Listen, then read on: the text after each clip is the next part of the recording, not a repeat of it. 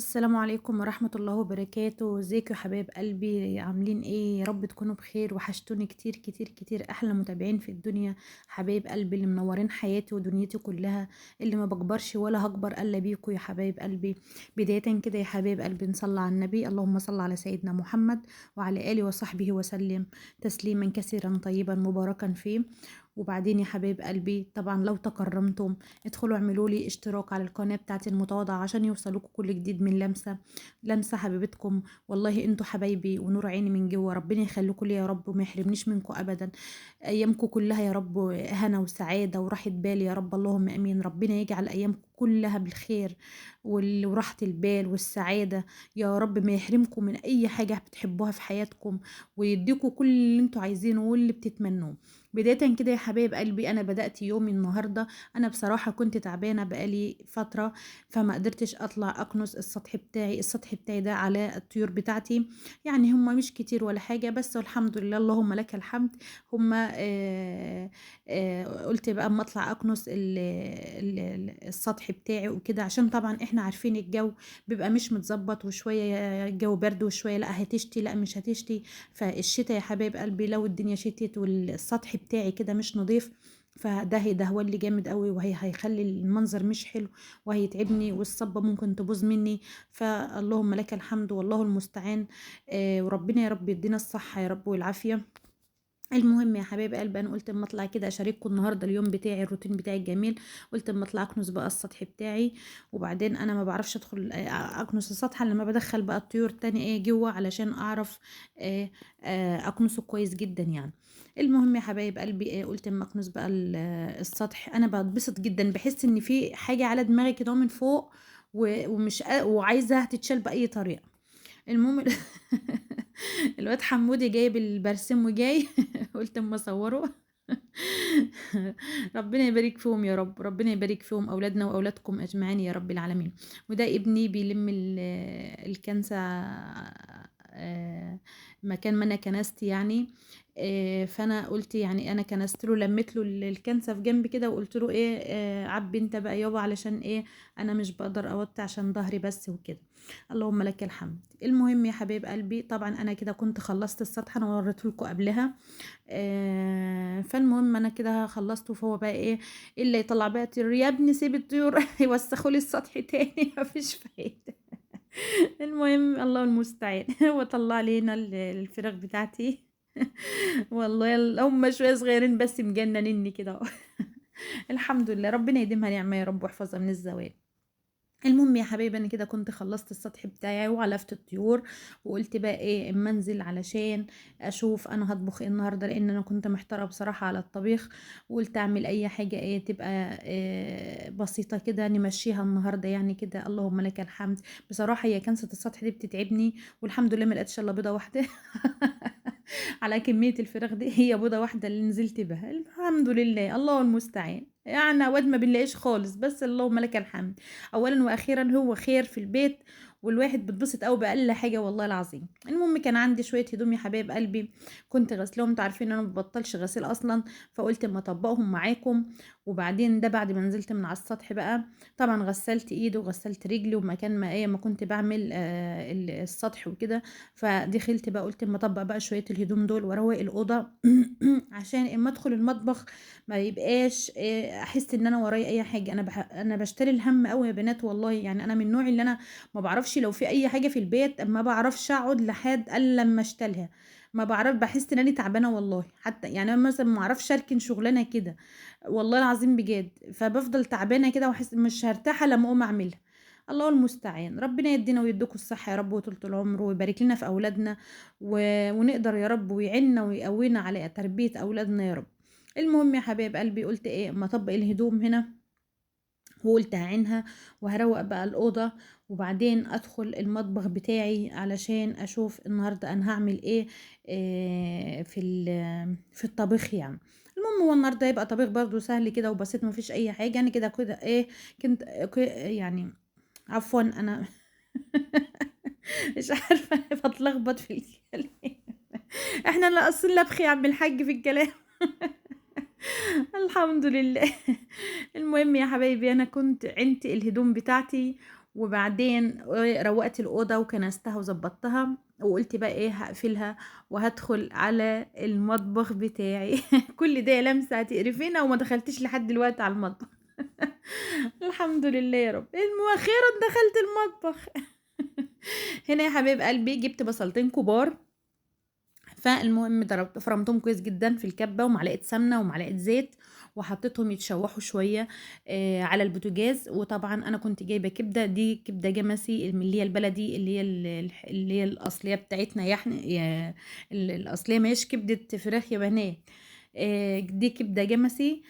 فانا جبتها وهعمل برضو كبدة فراخ وقوانص يعني. المهم ديت قلت اما اعملها، شوحتها كده الاول شوية مع البصل، وبعدين خرطت دي بهارات كبده يا بنات، بتيجي من عند اي عطار يعني، او اي محل سوبر ماركت عادي يعني، او اي سوبر ماركت يعني. فانت بتلاقي عنده ال- البهارات دي طبعا. وحطيت فلفل اسمر وحطيت ملح وحطيت 7 بهارات. المهم هنا كنت مخرطه طماطميه صغيره، وقرن فلفل احمر وقرن فلفل اخضر، وايه ونزلت بهم على الكبده وقلبتهم تقليبه وزودتها بس فنجان ميه بس واحد، انت ما بتزوديش عن كده، هي اصلا كده كده بتنزل ميتها. وبعد كده هديت عليها وغطيتها وقلت ايه عشان تستوي براحتها مع نفسها. طبعا هنا بعد ما هديت عليها شويه قلت بقى اما ارجع تاني اقلبها. قلبتها شويه وزودتها نقطه ميه صغيره برضو، لان ما كانتش يعني لسه استوت قوي. فقلت لو انا ما زودتهاش ميه فممكن تنشف مني او تتحرق، فانت بتزودها بس نقطه ميه صغيره، هي ما بتحتاجش ميه لان انا بناكلها بعيش. وفي ناس بتعمل معاها مكرونه، انا بصراحه احنا بناكلها بعيش، بجيب العيش الفينو وبقوم عاملاه زي سندوتشات كده، او العيش العادي التاني في ايا كان يعني. وفي ناس بيعملوها بمكرونه وياكلوها بمكرونه، زي ما انت بتحبي تاكلي الكبده زي ما انت عايزه تعمليها اعمليها يا حبيبه قلبي، واللي انت عايزه تاكليه كليه. بس انا بديكي كفكره انك لو عشان ما تحتريش على الطبيخ اي افكار، بس ايه ولو حاجه بسيطه تاخدها مني كده. المهم انا كان عندي كبد وقوانص، فبرضو عملت بصلتين كبار وفرمتهم في الكبه كويس جدا، ومعلقه سمنه ومعلقتين زيت. والمهم شوحت البصلايه شويه ونزلت بالقوانص الاول، علشان القوانص بتحب تستوي الاول قبل الكبد. المهم فجت قلت بقى ايه انزل بالقوانص، وبعدين اعمل نزلت بالفلفل وطماطميه برضو، وقرن فلفل احمر وقرن فلفل اخضر، ونزلت بهم الاتنين وشوحتهم شويه مع القوانص مع البصله، وحطيت ملح وفلفل اسمر، وحطيت 7 بهارات. وبعد كده نزلت بالكبد بتاعتي، لان الكبد بتاعتي اصلا ما بتغيبش في السوا يا بنات، فبتستوي على طول. وانا ما بحبش اقلبها على طول. انا شوفي يعني انا بس كنت بحركها في قلب البتاع مع البصل يعني، تحريكه بسيطه كده. انا ما بحبش اعملها عشان لحد ما قرب ما هتستوي كده مني، وبعد كده اقوم مقلباها شويه عشان ما تتهريش، كتر ما كل ما بتقلبي فيها كتير فممكن تتهري منك، فما تبقاش تطلع حلوه. فانا شوفي انا عملتها فضلت والله من اول ما عملتها لحد ما احنا بدات ان انا اغرف، وهي زي ما هي ما اتهرتش مني والحمد لله.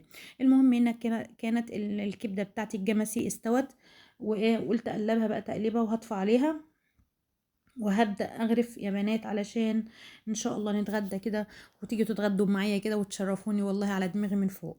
المهم يا حبايب قلبي قلت جبت بقى عيش فينو. أنا يعني أنا قلت أغير برضو أنا عندي العيش التاني بتاع الفرن عادي اللي احنا كلنا بنجيبه ده، وأنا قلت اما أجيب بقى العيش اللي هو الفينو ده. المهم جبت العيش الفينو وفتحته طبعا، وقلت بقى اعمل السندوتشات بتاعتي واجهز الغدا. بحب اوي اعمل معاكم كل حاجه والله يا بنات، بجد والله بحب اشارككم كل حاجه. المهم هنا انا بفتح زي ما انتم شايفين كده بفتح العيش الفينو عادي يعني.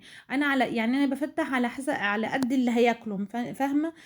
انا بعمل حاجه اول باول كده، فاهمه؟ فانت ما تعمليش الحاجه يفضل ينشف منك، او ما تحشوش اللي عند الاكل. يعني انت مثلا انت هتحطي الكبد ده، هو الكبده بتاعتك هي او الكبد والقوانص او الحاجه هتتاكل، ما تحطيش الحاجه، لان انت لو سبتيها بقى في السندوتش السندوتش بيطرى كده، وبتبقى بتحس ان هو مش طعمه حلو. وبعدين بصراحه الحاجات دي اصلا ما بتتاكلش لو هي سخنه، بصراحة الكبدة أو الكبدة التانية دي أو بصراحة أي أكل عامةً يعني، أنا مقتنعة إن أي أكل ما بيتاكلش إلا هو ساخن والله العظيم، بتحسي بطعمه وبتحسي بالنكهة بتاعته، يعني بتبقى حاجة تانية بصراحة. دي طبعًا يا بنات الكبدة اللي هي الكبد والقوانص، شوفي ما شاء الله استوت والواحدة بوحدتها إزاي، ما فيش حاجة اتهرت مني ولا أي حاجة بصراحة، ريحتها والّا طعمها والّا الريحة والله بجد شبعتني من غير ما آكل. والله العظيم بجد يعني الريحة شبعتني من غير ما أبدأ إن أنا آكل منها يعني. المهم أنا كده كنت بغرف معاكم الأكل والله عشان أوريكم الجمال والطعامة، وطبعا أنا محتارة فاهمة يعني، انتي اما تحتاري خلاص طلع بقى كبدة واعمل مش أي المهم أي حاجة والله ودي مش أي حاجة برضو مهوش يعني شوية ولا حاجة. المهم بس هي والله ما خدتش وقت خالص، وتنفع فطار وتنفع غدا وتنفع عشاء وتنفع في رمضان ان شاء الله. خليها الوصفه دي احفظيها عندك، وخليها يوم من ايام رمضان ممكن تعمليها والله، وبتبقى جميله. ويعني مثلا لو انت عايزه تزودي ممكن تعملي مكرونه معاها زي ما انت حابه، عايزه تاكليها كده برضو زي ما انت عايزه. هي والله هي هتبقى حيرة برضو، والواحد برضو بيبقى محتار. ممكن يبقى عندك أكل فايض، ممكن تقومي مطلعة مثلا كيس كبدة، كيس كبد وقوانص، ممكن تعمليها جنب أكلة فايضة عندك. المهم أيا كان زي ما انت عايزة، أنا بديكي بس حلول وأفكار مش أكتر.